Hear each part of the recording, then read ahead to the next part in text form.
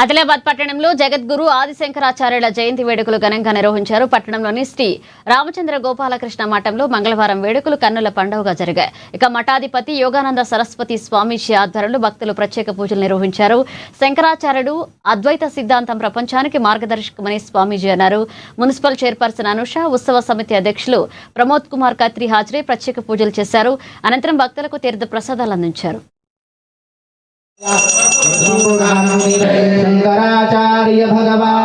ఆదిశంకరాచార్య జయంతి శుభాకాంక్షలు తెలియజేసి ఏదైతే మన సనాతన హిందూ ధర్మం కోసం ఆ సాక్షాత్తు భగవంతుడే శివుడే మన ఆదిశంకరాచార్యుల రూపంలో జన్మించినటువంటి ఈరోజు అప్పుడు ఆ సమాజంలో 78 కులాలను కుల మతం కాకుండా మన దేవుడంతా ఒకటే అని మన దేశం మొత్తం ప్రపంచమంతా తిరుగుతూ మన హైందవ ధర్మం యొక్క విలువల యొక్క తెలియజేస్తూ స్వామివారు మనకి మన హైందవ ధర్మాన్ని తెలియజేశారు.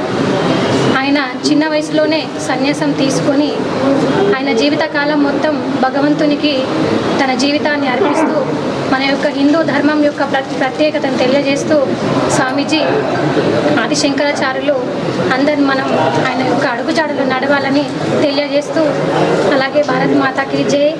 ఇక్కడ విచ్చేసిన ప్రతి ఒక్కరికి నా యొక్క నమస్కారాలు తెలియజేస్తున్నాను.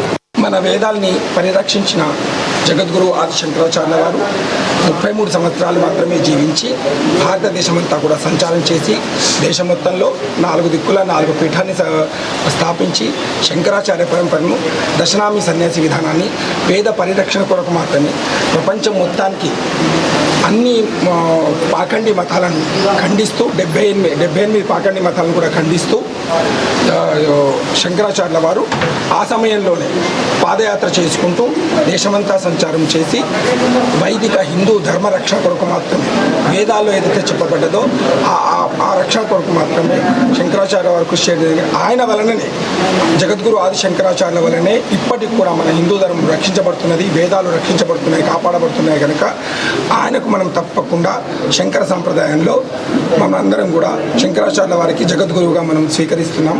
భారతదేశం అంతా ప్రపంచమంతా కూడా ఆయన జగద్గురు శంకరాచార్యుల వల్లనే దాదాపు 800 సంవత్సరాల క్రితం స్వామివారు మన కాలడి కేరళలో కాలడి గ్రామం నుండి జన్మించి 8 సంవత్సరాల వయసు నుంచే సన్యాసాన్ని స్వీకరించి తర్వాత తన తల్లి ఆజ్ఞ మేరకు 8 సంవత్సరాల వయసులో సన్యాసాన్ని స్వీకరించి దేశమంతా సంచారం చేస్తూ వేద రక్షణ వేద పరిరక్షణ చేయడం జరిగింది.